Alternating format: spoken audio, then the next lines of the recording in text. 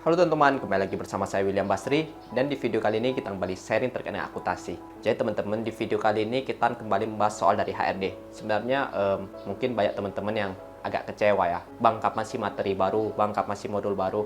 Cuma ya memang harus diakuin waktu saya terbatas banget. Ya udah saya ceritakan di video sebelumnya ya, teman saya masih cuti, jadi ya mohon maaf banget saya belum bisa memenuhi permintaan teman-teman untuk sekarang ya. Mungkin kedepannya nanti kalau udah selesai dia cuti, bisalah karena saya sudah punya waktu luang. Tapi meski begitu, saya ingin mengatakan bahwa apa yang saya buat ini sebenarnya nggak sia-sia teman-teman. Karena belakang ini banyak banget teman-teman kita ya yang DM kepada saya terkait kendala mereka, yaitu mereka tamat S1 kurang persiapan dalam proses melamar pekerjaan. Jadi ketika tes tertulis mereka sering gagal. Alhasil, ya saya rasa nggak salah lah kalau saya bahas soal dari HRD lagi. Dan ini juga soalnya kita dapat dari teman kita yang kemarin ujian.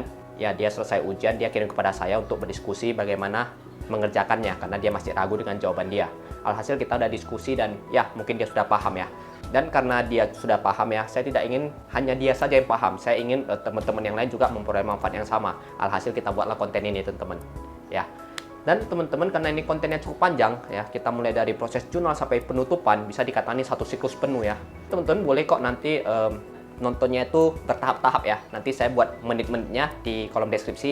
Jadi kalau teman-teman pada saat ada waktu, teman-teman boleh masuk ke proses penjurnalannya misalnya.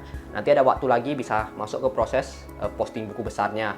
Nanti ada waktu lagi mungkin bisa ke laporan keuangan dan seterusnya ya. Bisa dinonton secara bertahap-tahap, tidak harus langsung. Tapi kalau mau langsung juga nggak apa-apa. Ini sekedar saya sharingkan dulu karena memang kalau teman-teman lihat durasinya pasti teman-teman kaget. Tapi jangan takut, lihat di kolom time frame-nya, ada menit-menitnya. Jadi kapan ada waktu luang bisa nonton secara bertahap-tahap.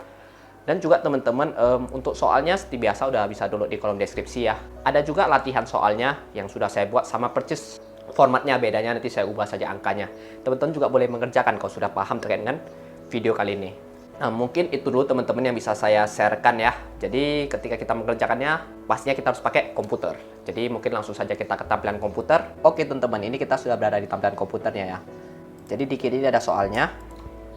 Terus di kanan ini adalah jurnal. Ini nanti mau kita kerjakan. Terus ini ada AJP-nya. Ini saya sudah buat format ya teman-teman. Supaya apa? Supaya mempersingkat waktu. Ya, jadi nanti kalau teman-teman kerjakan mungkin bisa isi formatnya. Di sheet-nya ada buku besar sebelum penutupan. Ini juga saya sudah buat formatnya.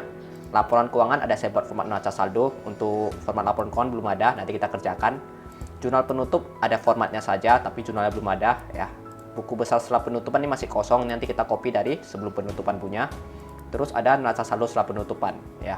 Jadi ini sekedar gambaran saja meskipun teman-teman belum baca soalnya nih. Tapi saya sudah buat formatnya lah biar mempersingkat waktu. Nah, terus teman-teman ini kan soalnya. Teman-teman boleh mencoba mengerjakannya sendiri dulu ya. Jadi teman-teman yang nonton video ini boleh langsung tes kerjakan sendiri dulu berdasarkan format yang sudah saya susun sesuai yang saya jelaskan tadi. Nanti kalau teman-teman ada bingung ya atau nggak paham, teman-teman boleh melanjutkan videonya untuk ditonton. Jadi ya lebih bagus lah mengerjakan sendiri dulu supaya nanti lebih lengket lagi ilmunya ya. Jadi teman-teman sebelum saya mulai, saya coba bacakan dulu soalnya supaya kita paham apa sih maksud soal ini. Pertama kali soalnya itu memberikan kita itu format neraca atau neraca awal per 31 Desember 2020 ya. Dimana itu ada aktiva, ada kas, bank, piutang dan seterusnya. Ada aktiva tetap, bangunan, kendaraan, ada pasifa, kewajiban lancar, ada hutang dagang, ada modal, modal saham dan laba ditahan. Nah, di sini karena dia berbentuk PT, dia menggunakan sistem laba ditahan ya. Jadi kalau pakai sistem laba ditahan nanti laporan perubahan modalnya itu pengaruhnya ke laba ditahan, bukan si modal. Kalau teman-teman kurang paham nggak apa-apa, nanti kita sampai ke lapor perubahan modal, teman-teman bakal lebih paham lagi. Oke? Terus setelah itu ada diceritakan bahwa transaksi yang terjadi selama tahun 2021. Nah, kan nanti 2020 berarti ini neraca awal 2021 ya, bisa dikatakan sama. Dan ini adalah transaksi yang terjadi selama tahun 2021. Pertama ada pembelian barang dagang secara kredit ya, 575 juta ya, retur pembelian, ongkos angkut pembelian, penjualan kredit sampai dengan pembelian inventaris kantor. Untuk nominalnya teman-teman bisa lihat di samping ya. Terus ada data tambahan lagi yang diberikan ya. Ini yang pertama adalah piutang dagang sampai dengan akhir periode itu sebesar 82.500.000, persediaan barang dagang 46.500.000, hutang dagang 65.500.000. Ini yang diberitahu soal. Terus ada diberitahu lagi tarif penyusutan aktiva tetap per tahun itu bangunannya 10%, kendaraan 25%, inventaris 50%. Nah, ini nanti pengaruh ke AJP-nya pada saat proses penyusutan. Menariknya, biaya penyusutan ini teman-teman nanti akan dialokasikan ke biaya penjualan dan biaya ADM berdasarkan persentase yang diberikan. Jadi bangunan 50-50, kendaraan 80-20, inventaris 100%. Oke. Nah, terus diberitahu informasi tambahan ya. Semua pembelian aktiva tetap tahun 2021 telah dibayar lunas. Saldo kas yang tercantum di neraca adalah saldo kas kecil. Nah, ini juga pemberitahuan soal ya. Berdasarkan informasi di atas, maka saudara diminta 1. Buatlah jurnal transaksi selama 2021, termasuk jual penutupnya. Berarti ini mau kita jurnal semuanya ya, seperti biasalah. Yang 2A ya, berapa jumlah pelunasan hutang dagang dalam tahun 2021? Ini juga pasti nanti kita cari ya. Yang B, jumlah penerimaan dari piutang dagang tahun 2021. Ini juga sama teman-teman, ini bakal kita cari. Yang C, berapa saldo bank per 31 Desember? Mekanisme atau arus kas melalui bank. Nah, berarti ini ada di highlight teman-teman ya. Kalau arus kasnya itu melalui bank, berarti semua transaksi ini melalui bank ya teman-teman ya. Yang ketiga diminta adalah buatlah laporan rugi laba atau laba rugi PT Untung Terus. Ini yang ketiga ini meskipun dia hanya minta laporan laba rugi ya, tapi kita akan mengerjakannya sampai ke penutupan atau ke neraca awal teman-teman ya, nggak sampai laporan keuangan saja. Mungkin yang diminta cuma saya di sini teman-teman, tapi saya tidak mau, saya maunya kerjakan sampai habis. Untuk itu teman-teman nanti boleh lihat untuk menit-menitnya saya akan membuat terdiri dari berapa bagian nih, 1, 2, 3, 4, 5, 6 bagian ya. Ini case pertama, case kedua, case ketiga, case 4, case 5 dan seterusnya. Teman-teman boleh lihat menit-menitnya ya. Jadi kalau teman-teman hari ini cuma sanggup satu part saja nggak masalah, teman-teman nonton satu part, besok lanjut lagi nggak masalah, atau malamnya lanjut lagi, atau paginya lanjut lagi. Intinya ini bakalan panjang banget, tapi kalau teman-teman bilang saya semangat belajar ya bang, teman-teman boleh nonton dari awal sampai habis ya. Oke, langsung lanjut saja kita ke transaksi selama tahun 2021 atau proses penjualannya teman-teman ya. Nah, yang pertama pembelian barang dagang secara kredit sebesar 575 juta. Apa jurnalnya? Bagaimana jurnal pembelian barang dagang secara kredit? Kalau pembelian barang dagang secara kredit, maka sudah pasti yang berpengaruh apa? Pembelian dan hutang. Kenapa hutang pengaruh? Karena kita beli barang ya. Kita beli barang nggak dibayar, berarti kita hutang. Pertanyaannya, pembelian bertambah di mana? Pembelian bertambah di debit. Maka kita buat di debitnya pembelian. Hutang bertambah di mana? Karena kan kita beli barang secara kredit nih. Pembelian kita udah bertambah. Otomatis kita juga punya hutang ya. Hutang kita bertambah. Hutang bertambah di kredit. Maka jurnalnya adalah pembelian pada hutang sebesar 575 juta teman-teman ya.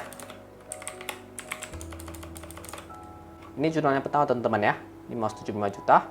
Kalau sudah selesai kita kasih warna teman-teman ya, tandanya sudah selesai kita kerjakan. Yang kedua adalah retur pembelian. Nah, jadi dari pembelian barang yang pertama ini ada retur sebesar 75 juta. Bagaimana jurnal untuk retur pembelian? Retur pembelian bertambah di mana teman-teman? Retur pembelian itu kan bersifat meretur pembelian kita ya. Jadi misalnya saya beli barang nih, nggak cocok, saya retur kembali barangnya. Maka kalau kita bayangkan ke posisi laporan laba rugi, pasti pembeliannya itu mengurangi retur pembelian untuk mendapatkan pembelian bersih. Karena retur pembelian itu bersifat mengurangi pembelian, maka posisinya itu pasti berlawanan. Kalau pembelian bertambah di debit, maka retur bertambah di kredit ya untuk retur pembelian ya. Ingat, kalau namanya retur, baik pembelian maupun penjualan ya, itu bersifat mengurangi. Jadi kalau dia mengurangi pasti posisinya itu berlawanan teman-teman. Oke? Retur pembelian di kredit. Debitnya apa? Debitnya ini kan retur pembelian. Tadi kita sudah beli nih barangnya secara kredit 575. Ternyata kita balikin. Otomatis ketika kita balikin, hutang kita juga berkurang. Iya dong teman-teman. Masa kita balikin tapi hutangnya tetap ada? Kan nggak cocok barangnya ya. Maka di debitnya itu adalah hutang. Kenapa di debit hutang? Karena hutang berkurang di debit ya, bertambah di kredit. Sebesar 75 juta ya. Oke teman-teman, kita lanjut lagi ya. Yang ketiga, ongkos angkut pembelian. Nah, ongkos angkut pembelian sebenarnya ini persepsinya itu harus diperjelas sebenarnya ya dalam soal ya. Dalam arti siapa yang tanggung? Apakah pembeli ya ataupun penjual ya. Tapi karena nggak dijelaskan, kita asumsikan saja bahwa ongkos angkut pembelian itu ditanggung oleh si pembeli. Maka ketika kita anggap itu kita yang tanggung, otomatis ini menjadi ibarat seperti beban. Maka di debitnya itu adalah ongkos angkut pembelian, karena beban itu kan juga bertambah di debit ya. Kreditnya apa? Kreditnya kan membayar ya. Kita bayar ongkos angkut pembeliannya. Maka kreditnya itu adalah bank. Kenapa bank? Kenapa nggak kas? Ingat teman-teman, di sini tadi ada dijelaskan bahwa mekanismenya itu melalui bank ya. Mekanisme atau arus kasnya itu melalui bank. Jadi semuanya itu pakai bank kecuali untuk kas kecil ya. Jadi kalau angka-angkanya besar udah pasti pakai bank. Berapa nominalnya? 29 juta. Kita masuk ke nomor 4. Penjualan kredit. Bagaimana jurnal penjualan kredit? Untuk penjualan kredit ya sebesar 975 juta ya. Ini jurnalnya itu adalah sudah pasti ada akun penjualan. Kalau penjualan kredit, apa pasangannya? Pasti piutang ya. Karena kita melakukan proses penjualan nih, terus belum dibayar, maka timbul piutang. Nah, pertanyaannya, penjualan bertambah di mana? Piutang bertambah di mana? Piutang bertambah di debit ya, karena dia juga salah satu bagian dari aktiva lancar. Terus penjualan bertambah di mana? Penjualan bertambah di kredit. Nah, ini jurnalnya teman-teman. Piutang pada penjualan. Sebesar berapa? 975 juta. Oke. Yang selanjutnya, retur penjualan. Nah, ini sama juga dengan retur pembelian tadi, teman-teman. Ingat, seperti yang saya jelaskan tadi ya. Kalau namanya retur, dia tuh pasti sifatnya berlawanan. Sifat untuk posisi akun jurnalnya ya. Penjualan kan di kredit nih. Terus ada retur. Kita udah jual kasih orang, ternyata barangnya rusak. Dia kembali lagi kepada kita. Maka kalau kita berasumsi untuk di posisi bagian laporan laba ruginya, untuk mencari penjualan bersih ya, pasti penjualan dikurangi retur. Otomatis posisinya berbeda. Kalau penjualan di kredit, maka retur penjualan di debit. Jadi ingat teman-teman, dia pasti berlawanan. Pada apa nih? Kreditnya apa? Kreditnya pasti piutang, karena kan barangnya dibalikin. Otomatis kita coret bondnya ya. Piutangnya berkurang sebesar 90 juta. Oke teman-teman. Nah, lanjut lagi. Biaya penjualan. Biaya penjualan sudah pasti kita bayar lah ya. Biaya bertambah di mana? Di debit. Oke, itu udah pastilah, udah di luar kepala ya. Terus kita bayar 175 juta via bank. Ya, bukan via kas ya, karena mekanismenya itu melalui bank semuanya. Oke, ini mungkin nggak susah ya. Biaya umum, nah ini juga sama lah, ini nggak susah nih. Biaya bertambah di debit pada bank ya, sebesar 125 juta. Ya, saya rasa ini nggak punya masalah besar. Terus ada pendapatan jasa giro bank. Nah, pendapatan, ingat, pendapatan dengan penjualan itu sama posisinya di kredit. Pendapatan jasa giro sebesar 3 juta. Terus debitnya apa teman-teman? Debitnya itu pasti ya bank, karena bank menerima 3 juta teman-teman dari pendapatan jasa giro ya teman-teman ya. Oke, ini udah selesai juga. Biaya ADM bank. Nah, kita mau bayar biaya ADM bank nih, admin bank 500.000. Maka ketika kita bayar biaya ADM bank, bank kita pasti berkurang sebesar 500.000. Debitnya apa? Ya pasti biaya ADM bank ya. Itu juga sama teman-teman. Ini saya rasa sih ini masih gampang banget ya ini ya. Dan udah sering banget kita latihan soalnya lah. Nah, ini agak spesial nih. Ada pembelian kendaraan dan pembelian inventaris kantor. Kita kerjakan dulu pembelian kendaraan. Pembelian kendaraan sebesar 100 juta. Bagaimana jurnalnya teman-teman? Nah, ketika ada pembelian kendaraan, ya sudah pasti kita bayar dulu. Ya, bayar via bank. Maka bank kita itu pasti berkurang. Bank berkurang di mana? Di kredit. Yang pertama. Kita buat yang simple dulu teman-teman ya. Logikanya. Terus kita beli nih, kita bayar uangnya. Kita beli kendaraannya. Otomatis kita dapat kendaraan. Kendaraan bertambah di mana? Di debit. Nah, karena kendaraan ini juga salah satu aktiva ya, sebesar 100 juta. Oke teman-teman. Nah, yang 11, pembelian inventaris kantor. Ini juga sama ya ceritanya tadi ya. Kita beli inventaris kantor, kita bayar ya sebesar 60 juta. Kita bayar pakai bank, maka bank kita berkurang sebesar 60 juta di kredit. Debitnya apa? Debitnya sudah pasti inventaris kantor ya. Kenapa inventaris kantor? Ya dong, namanya kita beli inventaris kantor. Oke, sebesar 60 juta. Nah, proses penjualan sudah selesai teman-teman. Sekarang kita masuk ke proses, ini sebenarnya bisa dikatakan AJP juga penyesuaian, tapi enggak semua ini di sini ini komponen AJP ya. Lebih ke logika akuntansi ya teman-teman. Jadi teman-teman boleh ikuti secara pelan-pelan. Data-data tambahan yang terdapat pada perusahaan. Saldo akhir per 31 Desember, piutang dagangnya 82.500.000 ya.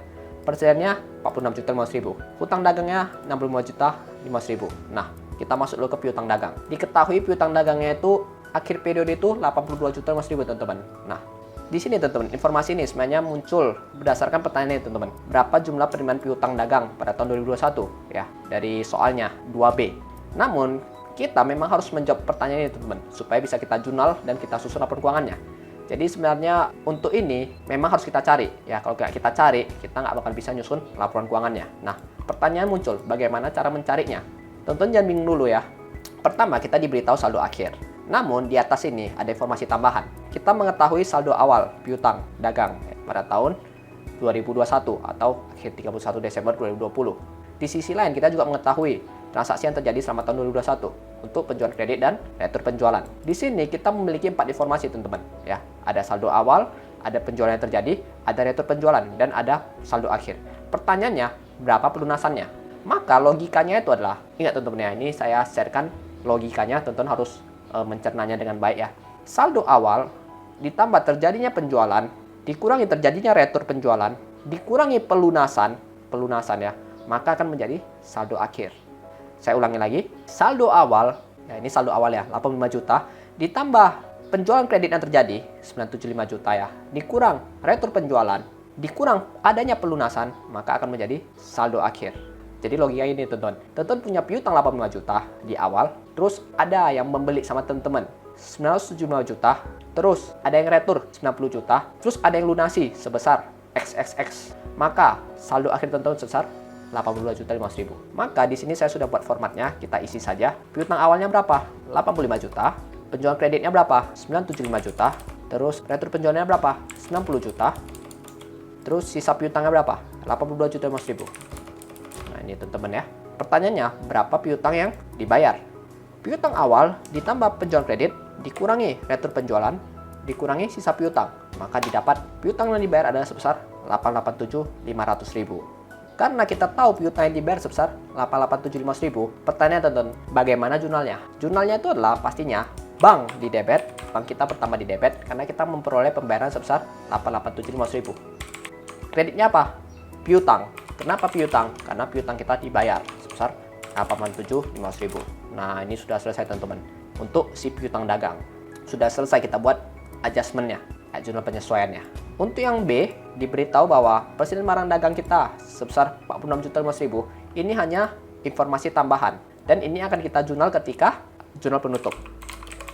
Namun informasi ini sangat kita butuhkan ketika nanti kita mau melakukan proses penutupan sebelum jurnal penutup ya. Jadi laporan keuangan sebelum jurnal penutup ini penting banget informasinya. Oke. Jadi ini tidak kita jurnal dulu sekarang ya untuk persalinan barang dagang. Kita masuk ke hutang dagang. Saya kasih warnanya berbeda ya. Diberitahu saldo akhirnya itu adalah sebesar 65.500.000. Seperti yang saya katakan tadi, kita cari dulu informasi di atas. Pertama kita sudah mendapat informasi tambahan untuk saldo akhir, terus untuk saldo awal 89 juta, terus untuk pembelian selama satu periode 575, retur ya 75. Berarti kita memiliki 4 informasi tambahan di sini. Saldo awal ya, ditambah pembelian selama terjadi di tahun 2021 575, dikurang retur pembelian yang terjadi selama tahun 2021 75. Baru dikurang pelunasan hutang yang terjadi selama tahun 2021, itu yang kita ketahui XXX, maka hasilnya adalah si saldo akhir hutang dagang per 31 Desember. Ini sama juga logikanya seperti si piutang dagang tadi ya. Jadi langsung saja saya masukkan angka-angka di sini. Hutang awalnya berapa teman-teman? 89 juta. Pembelian kreditnya berapa? Ini 575.175 ya returnya ya. Saya langsung cantumkan saja. Returnya 75 juga. Sisa hutangnya berapa teman-teman? Sisa hutangnya adalah 65.500.000. Ini teman-teman ya.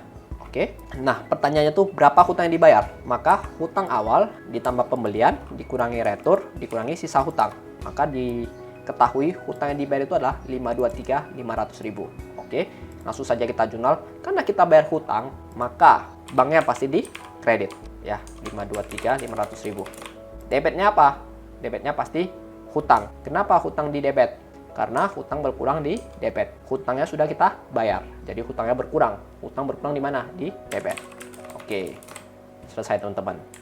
Untuk nomor 1C ya, atau case ketiga dari nomor 1. Dan kita lanjut lagi ke yang kedua, untuk penyusutan aktiva tetap. Nah, ini agak spesial nih, dan ini harus hati-hati teman-teman ya. Nggak apa-apa, ini saya juga sudah buat formatnya yang akan memudahkan kita. Jadi tidak perlu takut, karena ini nggak gitu susah. Tarif penyusutan aktiva tetap per tahun adalah untuk bangunan 10%, untuk kendaraan 25%, untuk inventaris 50%. Nah, diketahui biaya penyusutan ini ada alokasinya ke biaya penjualan dan biaya umum ya. Untuk bangunan 50-50, untuk kendaraan 80-20, untuk inventaris 100%. Dan informasi itu adalah semua pembelian aktiva tetap telah dibayar lunas. Oh, ini pengaruh ke yang tadi ya, ke yang sini ya. Pembelian kendaraan dan pembelian inventaris dibayar lunas. Jadi ini sudah kita jurnal. Oke, jadi pertanyaannya itu adalah bagaimana proses penjurnalannya. Tentunya sebelum penjurnalan itu juga harus kita analisa dulu berdasarkan informasi yang diberikan. Kita masuk ke yang bangunan dulu yang pertama. Oke. Untuk bangunan, tentu kita harus tahu dulu berapa nilainya. Kita cari di sini teman-teman. Bangunan 500 juta saldonya ya. Oke, dan selama transaksi yang terjadi di tahun 2021 tidak ada pembelian bangunan, teman-teman ya. Jadi dia tuh murni 500 juta nilai bangunannya. Oke, saya cantumkan di sini. Pertanyaannya, teman-teman, berapa persen penyusutan aktiva tetap per tahunnya untuk bangunan? Bangunan adalah sebesar 10%. Jadi ini logikanya itu adalah dalam 1 tahun, bangunan itu disusunkan sebesar 10%. Untuk kendaraan 25%, untuk inventaris 50%. Maka di sini kita buat persentase susunnya 10%. Oke. Berarti teman-teman, untuk bangunan nilai penyusutannya itu sebesar 50 juta per tahun. Dari 50 juta ini teman-teman akan dialokasikan kepada 50% biaya penjualan, 50% biaya umum. Maka 50% biaya penjualan, 50% biaya umum menjadi 25 juta, 25 juta. Nah, oke. Sampai di sini teman-teman. Berarti biaya penjualan ini kita catat 25 juta, biaya admin dan umum ini kita catat 25 juta. Bagaimana jurnalnya teman-teman? Jurnalnya itu boleh teman-teman satukan, boleh juga teman-teman pisahkan. Jadi saya coba buat dipisahkan saja lah ya. Biaya penjualan di debit ya, karena biaya pertama di debit pada akumulasi penyusutan bangunan di kredit. Kenapa di kredit? Iya teman-teman ya, karena memang akumulasi penyusutan ini posisinya bertambah di kredit, walaupun dia bagian dari aktiva, makanya nanti di aktiva itu dia itu menjadi minus sebesar 25 juta. Oke. Jurnal kedua adalah biaya ADM dan umum pada akumulasi penyusutan bangunan juga sebesar berapa? 25 juta dan 25 juta.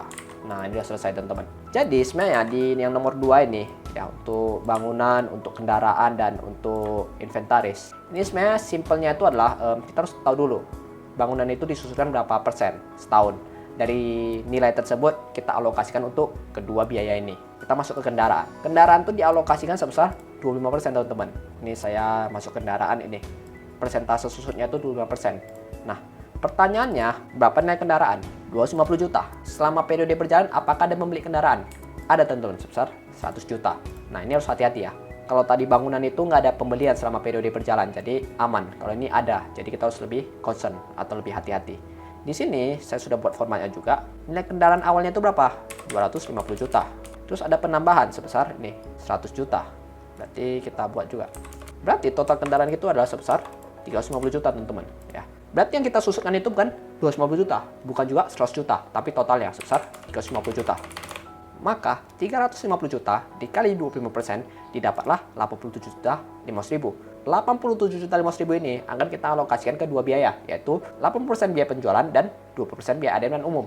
Biaya penjualan itu sebesar 70 juta, biaya ADM dan umum sebesar 17 juta 500.000. Ya, rumusnya itulah untuk biaya penjualan itu 80% kali 87 juta 500.000. Untuk biaya ADM dan umum itu adalah 20% kali 87 juta 500.000. Didapatlah ini teman. Dan inilah akan kita jurnal. Ini saya copy paste saja teman-teman ya, biar cepat ya. Ini saya ganti saja menjadi kendaraan. Untuk jurnalnya mungkin teman-teman sudah tahu dari mana ya. Ini sama seperti si bangunan tadi ya. Nominalnya saja saya ganti. Oh, ini sudah otomatis nih teman-teman rupanya.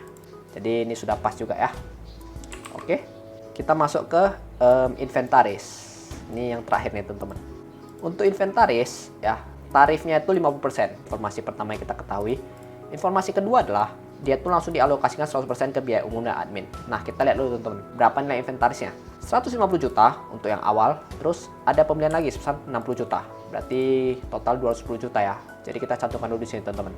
Nilai inventaris awal tuh 150 juta. Terus ada penambahan 60 juta. Totalnya itu berarti 210 juta ya. Persen susutnya itu berapa? 50% teman-teman. Oke. Cantumkan di sini 50%. Ini kita kali, didapatlah 105 juta ya.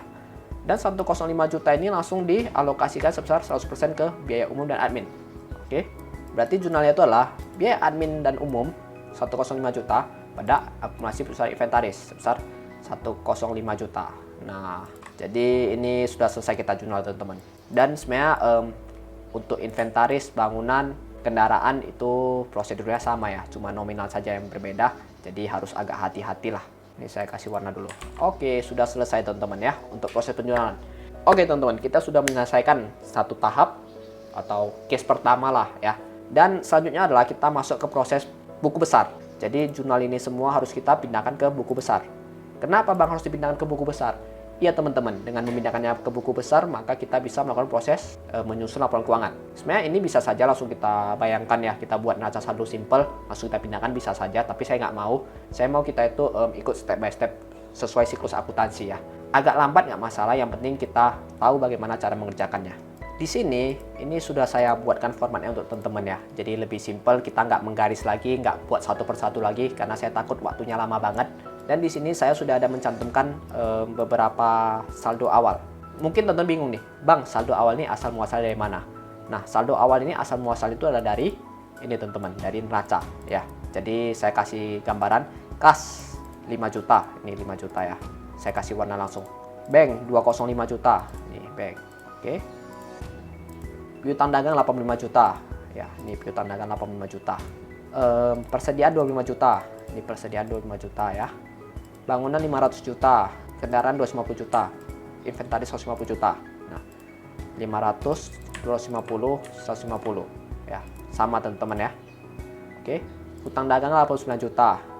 Nah, ini hutang dagang. Nah, ini hati-hati ya, posisinya di kredit ya, bukan di debit ya. Modal saham 750, laba return 381. Nah, ini. Oke, sama teman-teman ya. Sisanya ini sudah kosong. Jadi, tentu udah tahu ya asal muasal saldo awalnya dari mana ya. Selanjutnya adalah kita akan memindahkan jurnal yang telah kita buat ini ke buku besar. Nah, ini ada banyak akunnya. Kita mulai dari bank dulu ya. Nah, supaya gampang dan supaya menghemat waktu, teman-teman coba cari yang ada bank di sini tulisannya. Ini bank ya. Bank. Nah, ini ada bank lagi. Terus masih ada, apakah masih ada? Tidak ada lagi ya. Apa tujuannya? Tujuannya adalah kita warnai teman-teman, supaya kita gampang melihatnya yang mana bank. Jangan sampai ada yang kemis. Setelah kita warnai kan ini lebih gampang lihatnya ya. Jadi ini kita pindahkan teman-teman ya. Jadi kita mulai dari nomor 3. Nomor 3 bank di kredit 29 juta. Tanggal 3 ya, bank di kredit 29 juta. Oke. Yang sudah teman-teman kasih warna biar lebih gampang kita lihat lagi. Terus tanggal 6 dan tanggal 7 ya, ada 175 dan 125. Posisinya di kredit juga. Oke. Terus yang sudah kasih warna jangan lupa. Tanggal 8 3 juta di debit. Oke. Terus lanjut lagi nih. 9 10 11 ada 500.000, ada 100 juta, ada 60 juta ya. Jangan lupa kasih warna biar jangan double ya, karena double bahaya, ataupun kemis gitu ya. Kalau kemis nggak ikut pindah juga bisa bahaya, nanti nggak bisa balance. Terus tanggal 1 AJP ada 887 500.000 ya di debit. Terus ada tanggal 3 AJP 523 500.000. Nah, ini sebenarnya cuma proses pindah-pindah saja sih. Jadi kalau teman-teman mau kerjain sendiri juga harusnya bisa ya. Tapi saya kasih lihat stepnya, jadi mungkin teman-teman bisa paham asal muasal dari mana. Terus kita hitung teman-teman ya saldonya ya. Saldo awal ditambah debit ya, dikurang kredit. Maka saldo akhir bank kita adalah sebesar 82.500.000 teman-teman. Oke. Kita masuk lagi ke piutang dagang. Supaya gampang ingat, kita kasih warna dulu ya, cari dulu yang namanya piutang biar lebih gampang kita melihatnya di mana-mana saja piutang. Ini cara dari saya sih, tapi kalau teman-teman kayak cara lain juga nggak masalah ya, tidak ada ikatan ya, harus sama persis gitu, nggak ada. Terus kasih warna yang berbeda teman-teman biar lebih gampang lihatnya.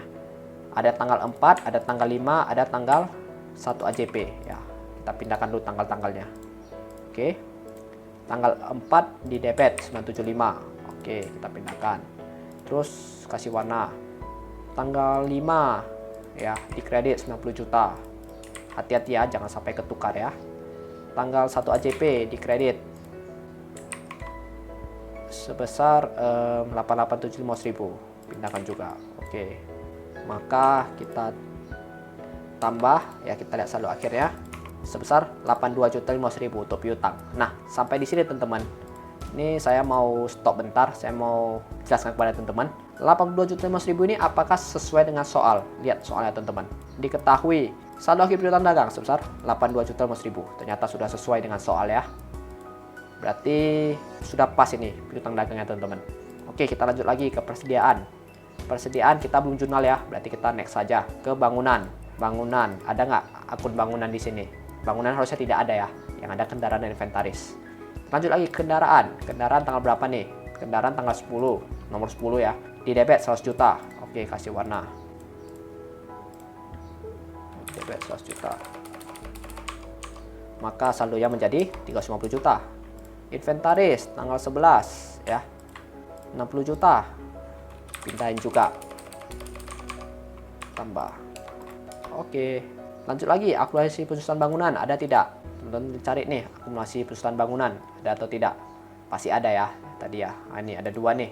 sebesar 25 juta dan 25 juta ya. Karena diakumulasikan 2 kali dan kita buat jurnalnya itu terpisah. Jadi 4 AJP ya teman-teman ya. Sebesar nih 25 juta dan 25 juta, kasih warnanya.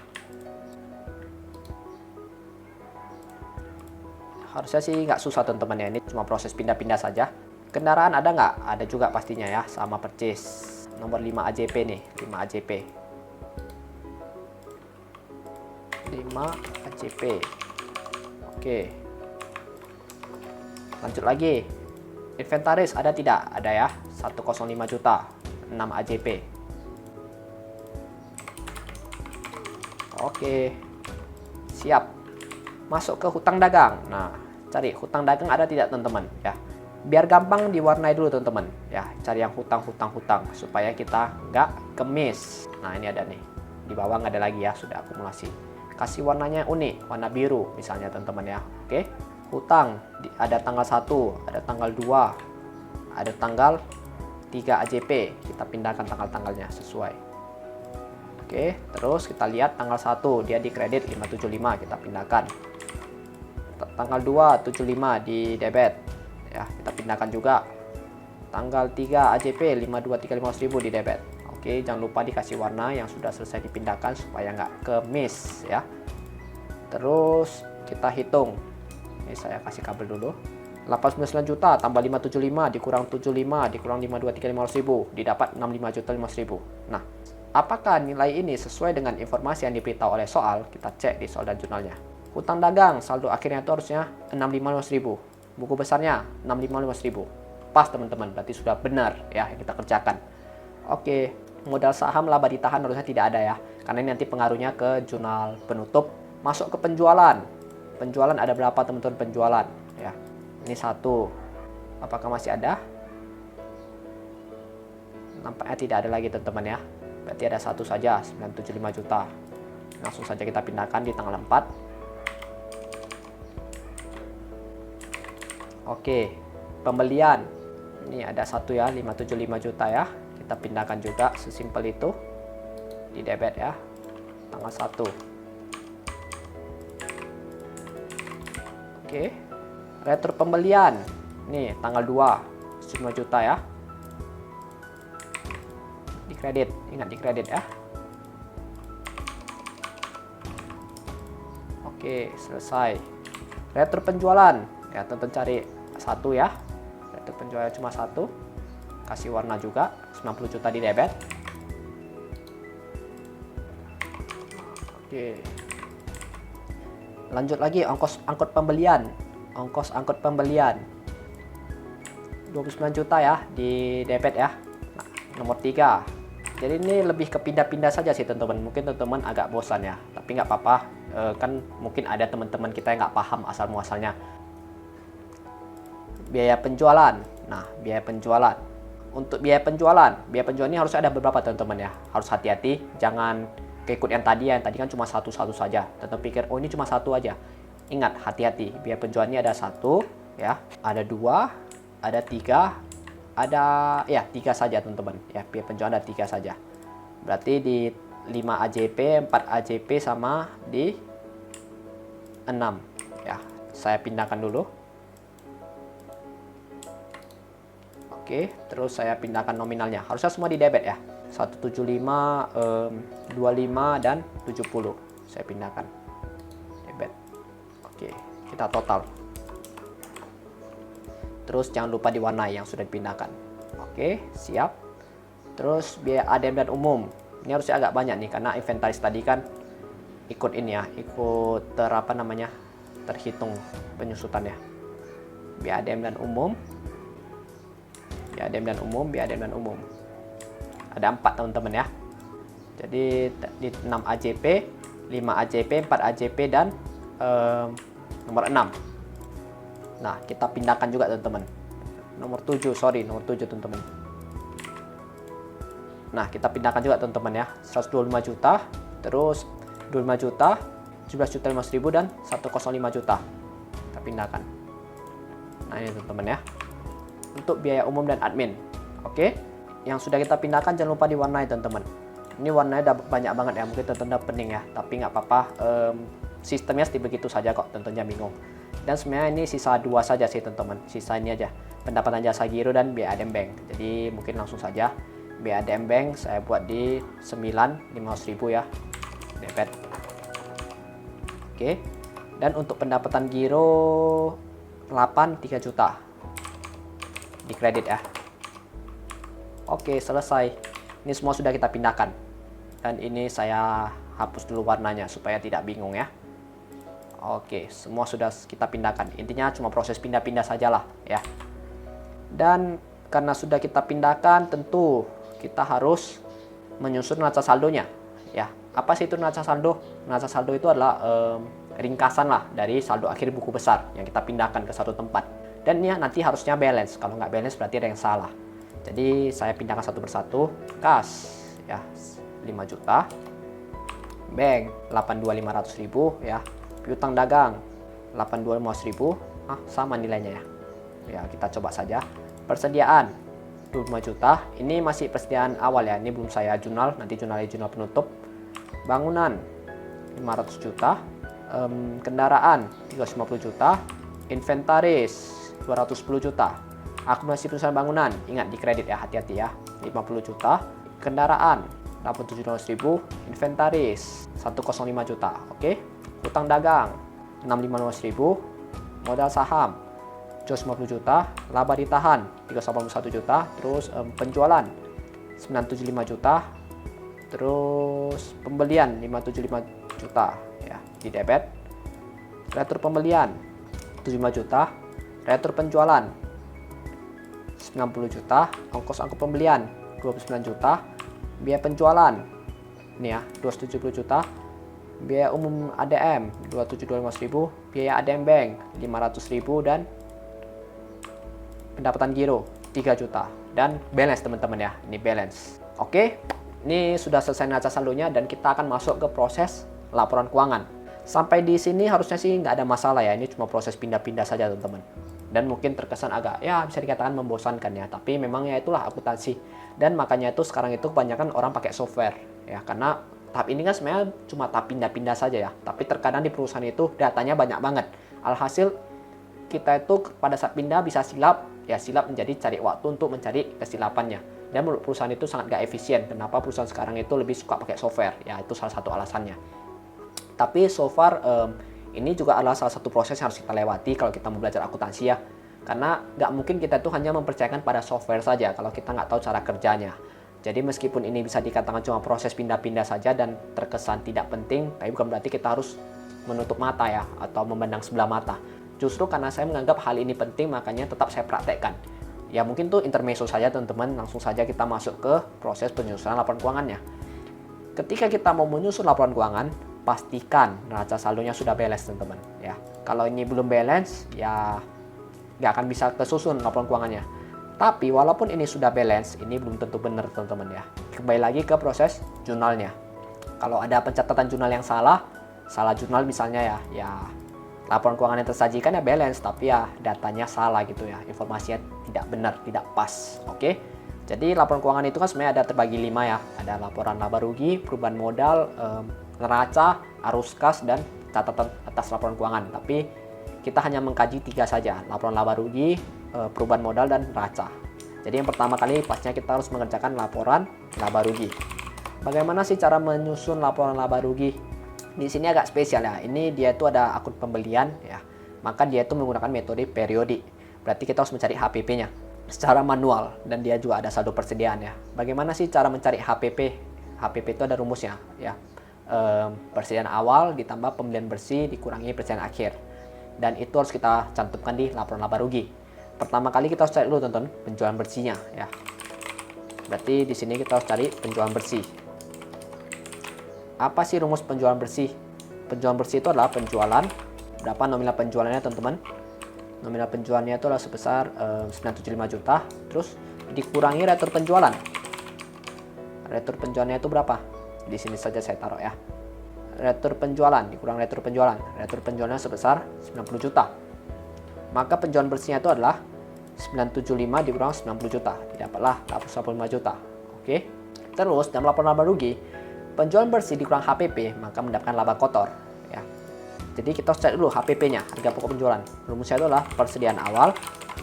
Berapa persediaan awalnya? Persediaan awalnya itu adalah 25 juta ditambah pembelian bersih.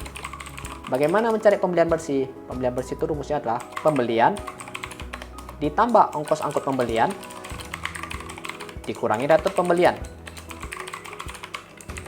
Berapa pembelian? Pembeliannya itu adalah sebesar 575 juta. Ongkos angkutnya berapa? 29 juta. Returnya berapa? 75 juta.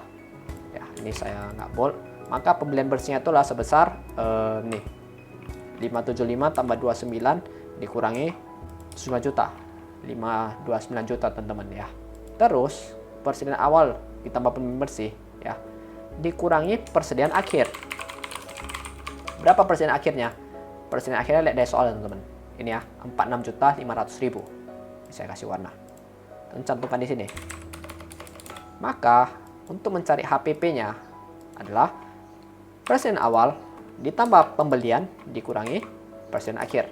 Didapatlah HPP-nya itu sebesar 507.500.000. Maka laba kotor adalah penjualan bersih dikurangi HPP.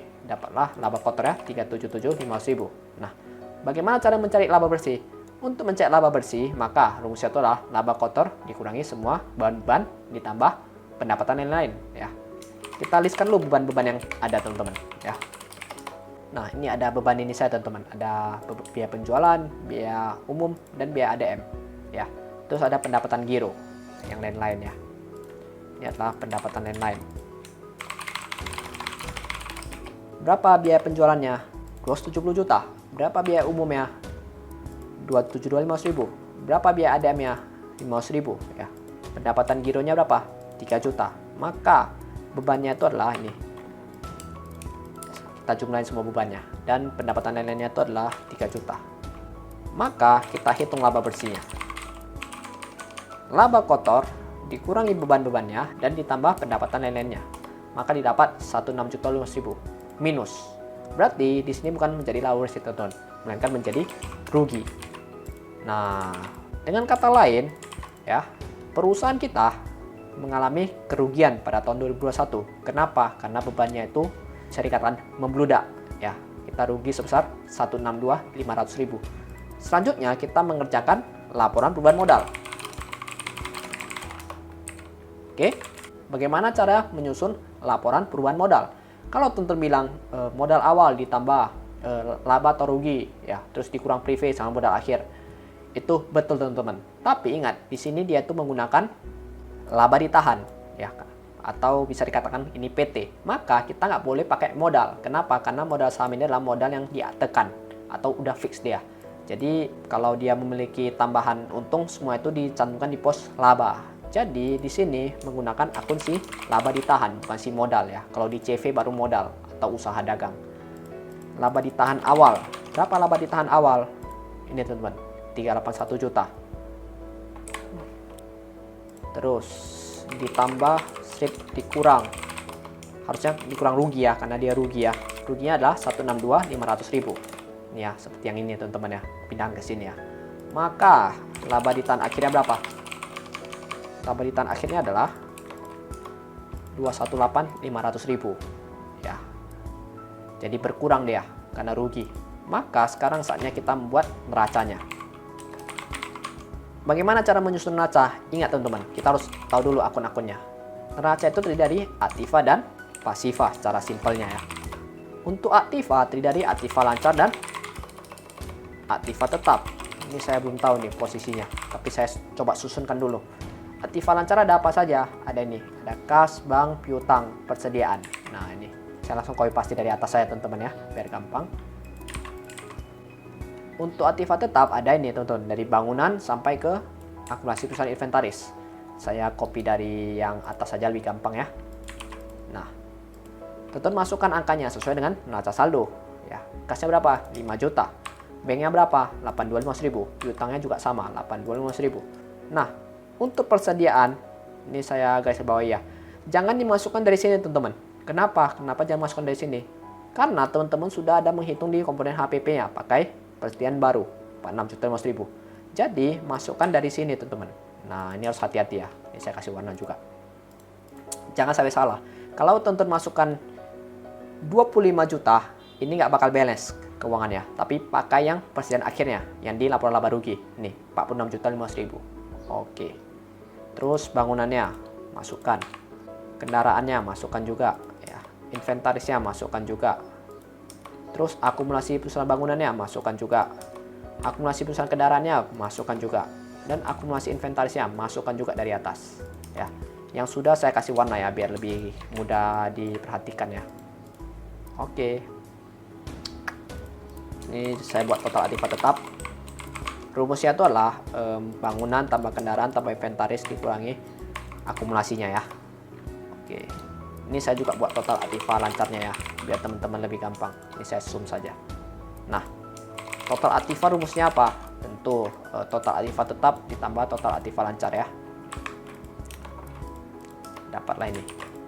Untuk pasiva, tentu dia punya ini, teman-teman. Ada hutang, ada modal. Nih ya, ada 3 akun ya di pasiva ya. Pasiva itu kan hutang tambah modal ya. Oke, hutang dagangnya berapa teman-teman? Hutang dagangnya itu 65.500.000. Modal sahamnya berapa? 750. Dan khusus untuk laba ditahan, jangan pakai yang di sini teman-teman ya. Kenapa? Karena kan dia sudah melalui proses laporan perubahan modal. Jadi pakai yang mana? Pakai yang di sini. 218.500.000 ya. Jadi ini kalau bisa saya copy paste total pasiva. Ini tambah ini, maka balance teman-teman. Selesai kita kerjakan. Laporan keuangan sebelum penutupan. Ya, inilah neracanya sebelum penutupan. Inilah laporan perubahan modalnya sebelum penutupan, dan inilah laporan laba ruginya sebelum penutupan. Nah, sudah selesai teman-teman laporan keuangan yang kita kerjakan. Selanjutnya apa? Jika sudah selesai seperti begini, tentu kita buat jurnal penutup. Jurnal penutup itu cara buatnya gimana teman-teman? Itu gampang banget teman-teman. Kita cuma perlu lihat dari neraca saldo ini saja. Tapi ada tapinya. Khusus persediaan nggak bisa lihat dari sini. Terus kita jurnal. Makanya saya katakan tadi pada saat kita proses penjurnalan, ini akan kita jurnal di jurnal penutup. Dan ini saatnya kita jurnal teman-teman ya. Kita masuk ke jurnal penutup. Nah, apa sih fungsi jurnal penutup ini? Seperti yang sudah sering banget saya sharekan ya. Jurnal penutup ini fungsinya adalah untuk menolkan saldo dari ini, si laporan laba rugi. Mau dinolkan. Kenapa dinolkan? Iya dong, kan periodenya sudah habis, sudah tutup buku. Kita mau memulai periode yang baru lagi. Kalau mau memulai periode yang baru lagi, tentu ini harus kita nolkan. Penjualannya kita nolkan, pembeliannya kita nolkan, retur dan kawan-kawannya ini kita nolkan. Kalau nggak kita nolkan, dia berakumulasi terus, ya, menambah terus. Jadi kalau kita mau mesetkan lagi harus dinolkan. Nah, bagaimana cara nolkan? Ya gampang saja. Yang mana di kredit pindahkan ke debit, yang mana debit pindahkan ke kredit. Tapi pindahkannya pada apa? Pada intisar laba rugi. Nah, nanti akan muncul selisih, angka selisih itulah yang bisa melihat dia tuh menambah modal atau mengurangi modal ya. Jadi kita mulai dari yang ini dulu, yang di ini nih, yang di mana nih namanya? Di kredit kita debitkan dia. Ada penjualan, ada retur pembelian, ada pendapatan giro ya. Kita catat dulu di sini teman-teman. Ini kan posisinya di kredit ya, maka kita buat dia di debit. Angka-angkanya kita pindahkan ke debit teman-teman ya. Nih, saya kasih warna yang sudah ya, biar lebih gampang. Oke, awalnya kan di kredit, saya catat dia di debit. Terus kreditnya apa? Intisar laba rugi. Oke, karena mau kita nolkan. Terus untuk yang di debit nih kita pindahkan ke kredit semuanya ya. Oke,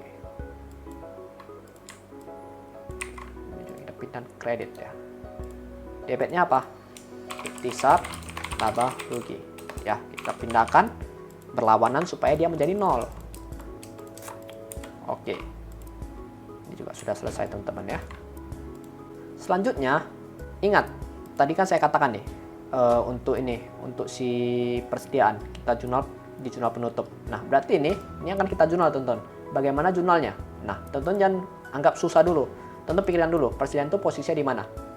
Di debit. Nih, persediaan. Saldo awalnya 25 juta di debit. Maka ini saya nolkan dulu. Maka saya pindahkan persediaan awalnya di kredit ya. Berarti persediaan awal di kredit saya buat sebesar 25 juta ya, saya pindahkan ya kredit, maka dia ada 0 nih ya. Terus persediaan akhir saya taruh di debit. Kenapa saya taruh di debit?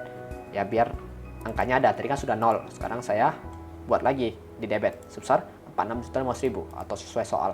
Saya pindahkan dia ke debit. Ya. Terus kreditnya ini apa? Ikhtisar laba rugi. Ingat teman-teman, semuanya itu ikhtisar laba rugi ya. Sekarang sisa saya buat balance saja. Oke. Oke teman-teman, siap. Nah, yang terakhir apa yang mau kita jurnal? Itu adalah jurnal melihat dia rugi atau laba ya. Ingat teman-teman, kalau misalnya ikhtisar laba ruginya lebih besar di debit ya. Ini kan ikhtisar laba ruginya lebih besar di debit ya. Kalau di debit itu ada 1262 ya, kalau di kredit dia ada 1099. Kalau dia itu ikhtisar laba rugi yang lebih besar di debit, maka perusahaan itu sedang rugi. Kalau rugi, maka laba ditahannya itu di debit dan ikhtisar laba ruginya di kredit. Kenapa di kredit? Karena dia kan harus 0 ya, dan ini lebih besar di debit, maka dia harus berada di kredit. Kita lihat selisihnya teman-teman berapa ya. Oke, 162.500.000, maka laba ditahan juga 162.500.000 di debit. Laba ditahan di debit ya, ini menandakan bahwa si laba ditahan itu berkurang teman-teman ya. Laba ditahan ini kan bisa dikatakan sama seperti modal juga deh ya, berkurang. Kenapa dia berkurang? Karena dia rugi ya. Alhasil dari jurnal penutup ini bisa kita lihat posisinya itu dia sedang rugi. Nah, kalau tadi laba ditahan di kredit, maka dia sedang laba ya. Dan ikhtisar laba rugi ini dia terus mengikuti alurnya ya, dia itu harus 0 sampai akhir periode. Dan ini kan sudah 0 dia ya, karena kan tadi ikhtisar laba rugi itu lebih besar di debit, maka dia harus masuk ke kredit supaya dia 0. Oke. Sekarang karena kita sudah selesai membuat jurnal penutup, ini harus kita pindahkan teman-teman ke buku besar setelah penutupan. Nah, di sini ini masih kosong nih slide-nya ya. Ini saya copy dari sini saja semuanya, terus saya pindahkan. Oke. Bedanya saya buat buku besar setelah penutupan. Oke. Nah, di sini kita posting kembali teman-teman satu persatu dari ini ya. Kita mulai dari penjualan. Nah, ini ada penjualan nih. Kita buat di sini 31 Desember jurnal penutup.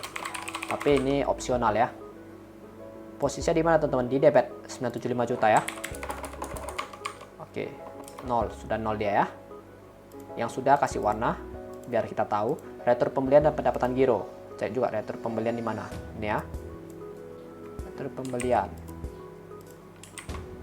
5 juta ya, kita hapus juga deh dan 0 juga, selesai.